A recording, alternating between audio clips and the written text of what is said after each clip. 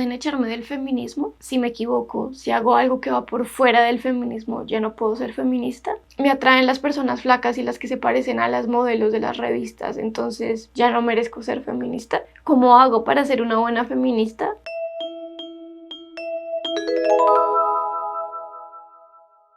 Este video es una excusa porque en teoría voy a hablar de la canción La Purga de Tribade, que es un grupo de Barcelona, pero en realidad en el fondo voy a estar hablando de cosas que para mí son importantes y que tengo yo en la cabeza. Así que cuando yo diga cosas como la canción dice o las parceras hablan, pues no me crean tanto. Puede que muchas veces la canción realmente sí esté pensada con la intención que yo también voy a decir, pero puede que otras no. También me siento un poco extraña porque es raro explicar una canción. Las canciones no se explican, el arte se extiende en sí mismo, pero pues bueno, voy a usarla, voy a explicarla, voy a inventarme cosas. Lo que hace esta canción es jugar todo el tiempo a lo largo de toda la canción con un paralelismo entre la religión católica cristiana y el feminismo. Lo hace todo el tiempo, parcero. Y bueno, podemos empezar hablando del título de la canción, La Purga, que hace referencia al sufrimiento que deben sufrir las personas católicas después de haber cometido un pecado para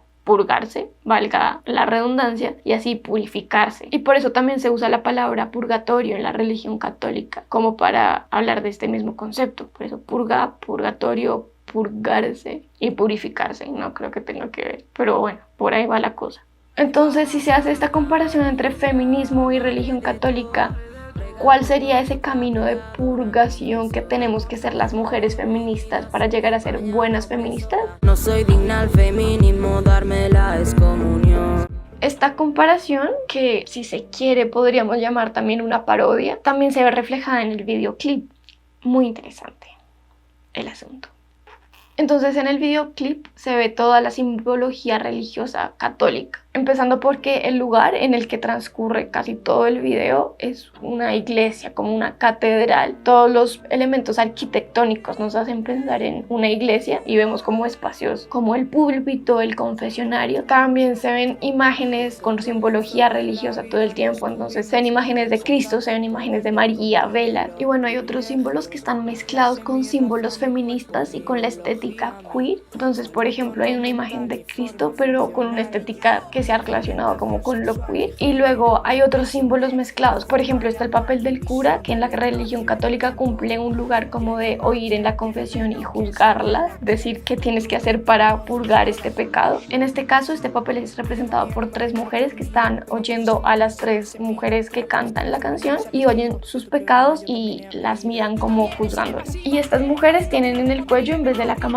que tienen los curas, la imagen de un útero con los ovarios, y luego el símbolo de la cruz, que es tan importante en la religión católica, que es reemplazado acá por el símbolo del transfeminismo. El transfeminismo es una rama del feminismo que lo que hace es poner en el centro el género como construcción social que se ha utilizado para oprimir, y por esto el sujeto político del feminismo, del transfeminismo, no es únicamente la mujer cis. Y por esto, para mí, uno de los conceptos que está como ahí rondando a la base de este tipo de feminismo es el de interseccionalidad. Entonces, bueno, esta canción lo que hace es hacer esta comparación. La persona pecadora en la religión católica, en el feminismo, sería la mujer feminista incoherente. Entonces, digamos que el pecado aquí es la incoherencia, y esa incoherencia tiene que purificarse. Tienes que hacer algo para poder purificarte y salir de ese pecado y volverte una buena feminista.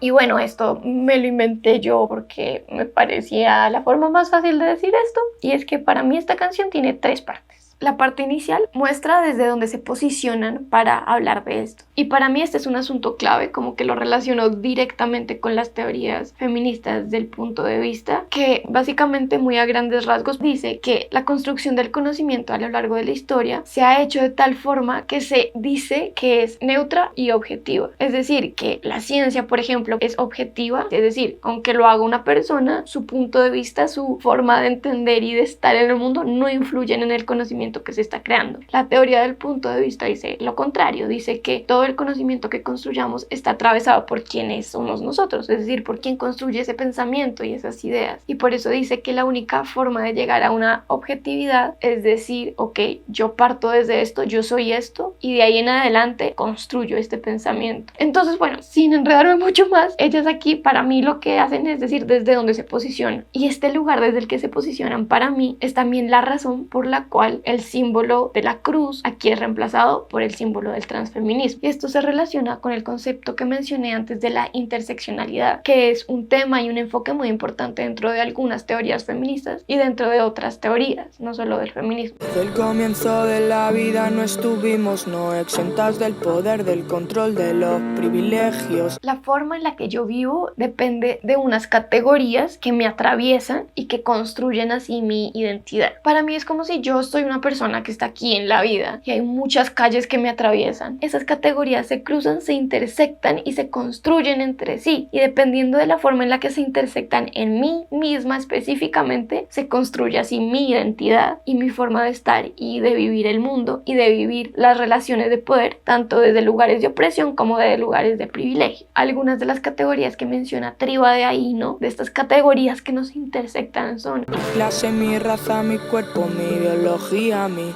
salud no mental, mi orientación sexual, mi género, mi expresión de... Entonces voy a poner un ejemplo. Yo soy mi ejemplo. Entonces, ¿cómo me posiciono yo en estas categorías? Yo, por ejemplo, soy una mujer cis, de clase media alta, blanca, delgada, con ojos claros, con senos pequeños, con un estado de salud relativamente bueno, que me identifico como pansexual. Y bueno, por la forma en la que todas estas carreteras, estas vías se intersectan entre sí, me construyen a mí. El ser una mujer es un lugar de opresión. El ser cis es un lugar de privilegio. El ser de clase media alta es un lugar de privilegio. El ser blanca es un lugar de privilegio. Tener ojos claros es un lugar de privilegio. Identificarme como pansexual es un lugar de opresión. Y por eso podemos ver que este sistema de opresiones y de privilegios es realmente muy complejo. No es tan lineal como, ay, yo soy una oprimida.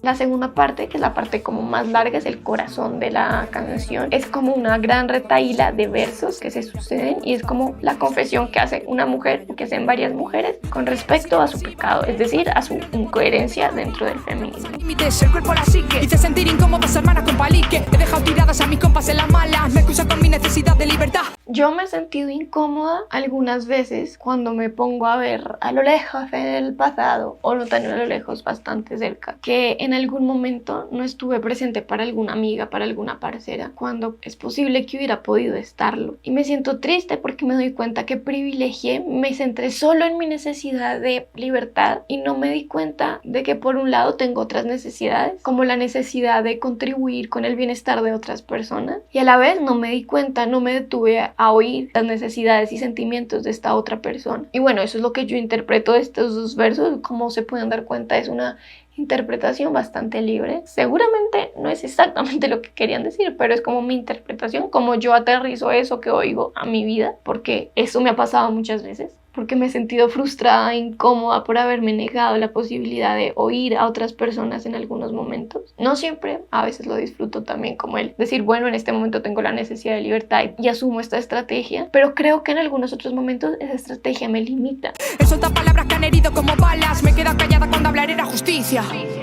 Yo me he arrepentido por haber dicho ciertas cosas, porque después me he quedado pensando y he dicho como, parce, hubiera podido decir esto en otra forma, teniendo en cuenta las necesidades y los sentimientos de la otra persona. Y por el contrario, también me ha pasado que me he arrepentido de no haber hablado, de haberme quedado callada. Y con esto sí que me identifico, porque muchas veces me ha pasado que decido no decir ciertas cosas, o tal vez ni siquiera lo decido tan conscientemente, sino que hace parte de esa socialización que tengo dentro de mí, que hace parte de ese asunto del privado y público, de que las mujeres no hablamos de ciertas cosas y que en general es mejor que no hablemos tanto, y bueno, todo eso. O a veces incluso sí es una decisión consciente, porque me doy cuenta que no quiero estar incómoda, porque es más fácil, porque me da pena, porque ay, soy tan tímida que mejor no lo digo. Pero después, de todas formas, me siento triste y frustrada porque hubiera querido posicionarme, hubiera querido decir lo que pensaba, hubiera querido por lo menos no dejar pasar algo. Me creí santificada por mujer precaria y lesbiana. Dentro de mí una enemiga cis y blanca. Yo creí que ya estaba del otro lado, que ya me había deconstruido, que me había transformado, ya no tenía características y pensamientos e ideas que fueran parte de ese sistema opresor. Pues no, la verdad es que sí tengo. Bueno, nuevamente esta es mi interpretación súper libre de estos versos. Entonces es como que ellas dicen, tengo estos 3 elementos, que son 3 categorías en las que yo me posiciono desde lugares de opresión. Por mujer precaria y lesbiana. Entonces, en el continuo, en la vía del género, estoy cerca a este polo que es el de mujer. Luego, en esta otra vía de la orientación sexual, soy lesbiana, entonces me posiciono cerca a este polo. Entonces también estoy en un lugar de opresión. Y luego, en esta otra vía de la clase social, soy precaria, estoy cerca a este otro polo, también estoy en un lugar de opresión. Entonces están estas 3 vías, ¿no? Que me ponen en lugares de opresión, y al estar yo en esos 3 lugares de opresión y al ser feminista y haberme repensado cosas, creí que ya estaba del otro lado. Pero luego me di cuenta que estoy atravesada por otras categorías que me ponen en lugares de poder. Y también gracias a estas categorías que me posicionan en lugares de privilegio, y no solo, porque también desde los lugares de opresión he construido pensamientos, ideas, acciones que son incoherentes con lo que yo quisiera, que son partes de ese sistema que quiero deconstruir. Aquí quisiera hacer una advertencia cuando hablan de esto de la enemiga cis y blanca. Puede que incluso no estén diciendo que ellas sean blancas, porque muchas veces nosotras tenemos interiorizadas esas opresiones como si fuéramos blancas sin ser blancas. Eso también pasa mucho, por ejemplo, con la orientación sexual. O sea, tenemos homofobia interiorizada a pesar de que seamos homosexuales o pansexuales. Entonces, no estoy diciendo que ellas digan que son blancas o cis en este caso específicamente. También es importante tener en cuenta que sí, que hay opresiones interiorizadas que no tienen que ver necesariamente con el lugar en el que estamos, sino con que igual la sociedad nos va metiendo cosas. Y bueno, todo esto aquí, para volver a aterrizar en el tema, me pongo otra vez a mí de ejemplo. Yo también me he sentido muchas veces como que, parce, yo soy feminista desde hace mucho tiempo, he estudiado estos temas, soy mujer, soy pansexual. Hay un montón de cosas ahí alrededor mío que me pueden hacer pensar muchas veces como, parce, listo ya. Desnaturalicé la vida, gracias. Pues no. Siempre con la guapa, la flaca, me explico. Tanto feminismo para un deseo tan normativo. Tanto discursito, pero al final intoxico. Yo me narro desde el feminismo, pero las personas que me atraen son las flacas. Entonces, ¿para qué me sirve el feminismo si voy a seguir teniendo un deseo normativo que me hace amar y sentirme atraída por las personas que me han impuesto que me atraigan? ¿Para qué me sirve? ¿Para qué?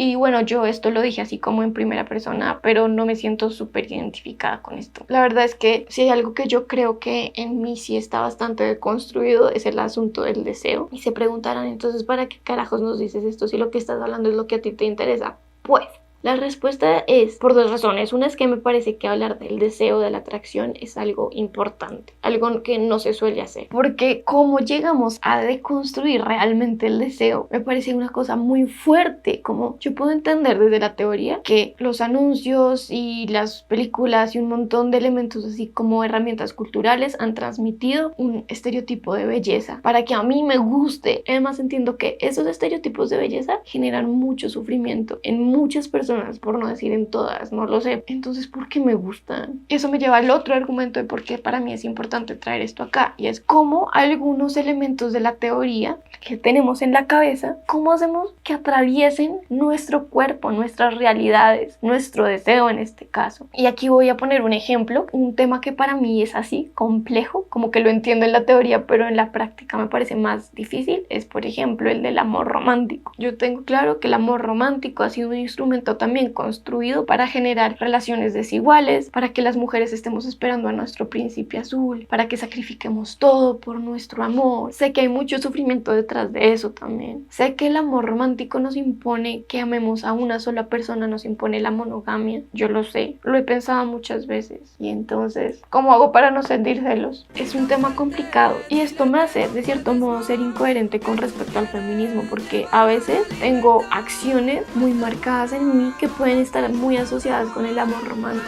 Estoy en la incoherencia, estoy en el pecado.